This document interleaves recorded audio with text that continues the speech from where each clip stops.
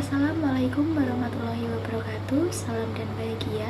Perkenalkan, nama saya Nurfianti Tiang Reheni dengan nomor induk mahasiswa 20200100011 dari program studi agribisnis Fakultas Pertanian Universitas Sarjana Wiyata Mahasiswa. Di dalam video ini saya akan menyampaikan ulasan tentang Undang-Undang Cipta Kerja.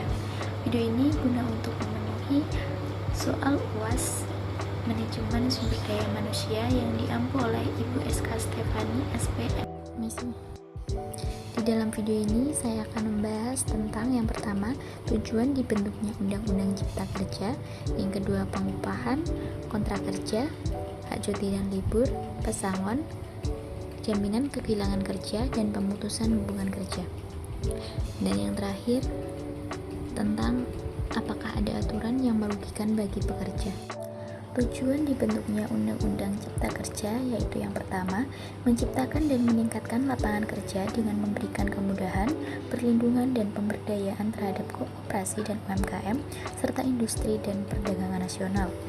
Yang kedua, menjamin setiap warga negara memperoleh pekerjaan serta mendapat imbalan dan perlakuan yang adil dan layak dalam hubungan kerja. Yang ketiga, melakukan penyesuaian berbagai aspek pengaturan yang berkaitan dengan keberpihakan, penguatan dan perlindungan bagi koperasi dan UMKM serta industri nasional. Dan yang keempat, melakukan penyesuaian berbagai aspek pengaturan yang berkaitan dengan peningkatan ekosistem investasi, kemudahan dan percepatan proyek strategis nasional. Selanjutnya adalah isi Undang-Undang Cipta Kerja tentang pengupahan. Dalam pasal 88 ayat 3 Undang-Undang Ketenagakerjaan, kebijakan pengupahan yang melindungi pekerja atau buruh sebagaimana dimaksud dalam ayat 2 meliputi 11 aspek, yaitu upah minimum, upah kerja lembur, upah tidak masuk kerja karena berhalangan, upah tidak masuk kerja karena melakukan kegiatan lain di luar pekerjaannya. Menurut pasal 185 Perpu Cipta Kerja, pengusaha yang membayarkan upah pekerja di bawah upah minimum dikenai sanksi pidana penjara paling singkat 1 tahun dan paling lama 4 tahun dan atau pidana denda paling sedikit 100 juta rupiah dan paling banyak 400 juta rupiah. Selanjutnya yaitu isi Undang-Undang Cipta Kerja tentang kontrak kerja. Menurut pasal 59 ayat 1, PKWT hanya dapat dibuat untuk pekerjaan tertentu yang menurut jenis dan sifat atau kegiatan pekerjaannya akan selesai dalam waktu tertentu, yaitu 1.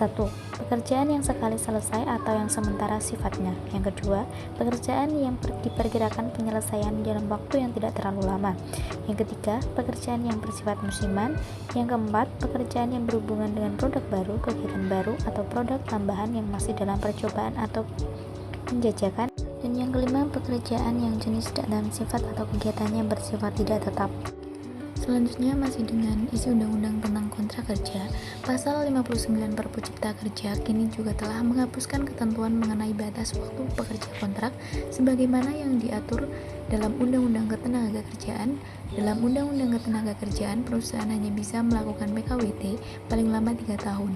Jika kontrak sudah lewat 2 tahun atau diperpanjang kembali untuk 1 tahun, perusahaan hanya memiliki 2 pilihan, yaitu tidak memperpanjang kontrak pekerja atau mengangkatnya sebagai karyawan tetap. Selanjutnya adalah isi Undang-Undang Cipta Kerja tentang hak cuti dan libur. Pasal 79 ayat 2 berbunyi, waktu istirahat sebagaimana dimaksud pada ayat 1 huruf A wajib diberikan kepada pekerja atau buruh paling sedikit meliputi A. Istirahat antara jam kerja paling sedikit setengah jam setelah bekerja selama 4 jam terus-menerus dan waktu istirahat tersebut tidak termasuk jam kerja. Dan B. Istirahat mingguan 1 hari untuk 6 jam kerja dalam 1 minggu. Pasal 79 Perpu Cipta Kerja menyatakan cuti yang wajib diberikan kepada pekerja atau buruh yaitu cuti tahunan paling sedikit 12 hari kerja setelah pekerja atau buruh yang bersangkutan bekerja selama 12 bulan secara terus-menerus. Selanjutnya adalah isi Undang-Undang Cipta Kerja tentang pesangon. Menurut Undang-Undang Nomor 13 Tahun 2003, Pasal 156 ayat 2, berikut adalah perhitungan pesangon. Masa kerja kurang dari 1 tahun, yaitu 1 bulan upah. Yang kedua, masa kerja 1 tahun atau lebih tetapi kurang dari 2 tahun, yaitu 2 bulan upah. Dan yang ketiga, masa kerja 2 tahun atau lebih tetapi kurang dari 3 tahun, yaitu 3 bulan upah. Selanjutnya adalah isi Undang-Undang Cipta Kerja tentang JKP atau Jaminan Kehilangan Kerja. Peraturan pemerintah atau PP Nomor 37 Tahun 2021 tentang penyelenggaraan program jaminan kehilangan pekerjaan. Aturan ini merupakan turunan dari Undang-Undang Nomor 11 Tahun 2020 tentang Cipta Kerja. Berdasarkan kebijakan ini, pemerintah memberikan jaminan sosial kepada pekerja atau buruh yang mengalami PHK dalam bentuk uang tunai, akses informasi pasar kerja, dan pelatihan kerja melalui program JKP yang diselenggarakan oleh BPJS Ketenagakerjaan. Pasal 2 ayat 1 Peraturan Pemerintah 37/2021. Selanjutnya yaitu adalah isi Undang-Undang Cipta Kerja tentang PHK atau pemutusan hubungan kerja. Pasal 156 ayat 1 Undang-Undang Cipta Kerja, dalam hal terjadi pemutusan hubungan kerja, pengusaha wajib membayar uang pesangon dan atau uang penghargaan masa kerja dan uang pergantian hak yang seharusnya diterima. Pembahasan yang terakhir adalah aturan yang merugikan pekerja. Yang pertama, soal pesangon. Buruh memandang aturan pesangon dalam Perpu Cipta Kerja cukup merugikan.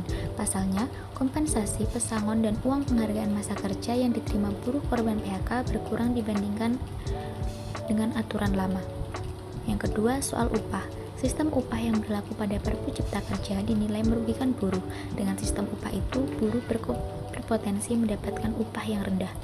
Yang ketiga, soal aturan tenaga kerja asing.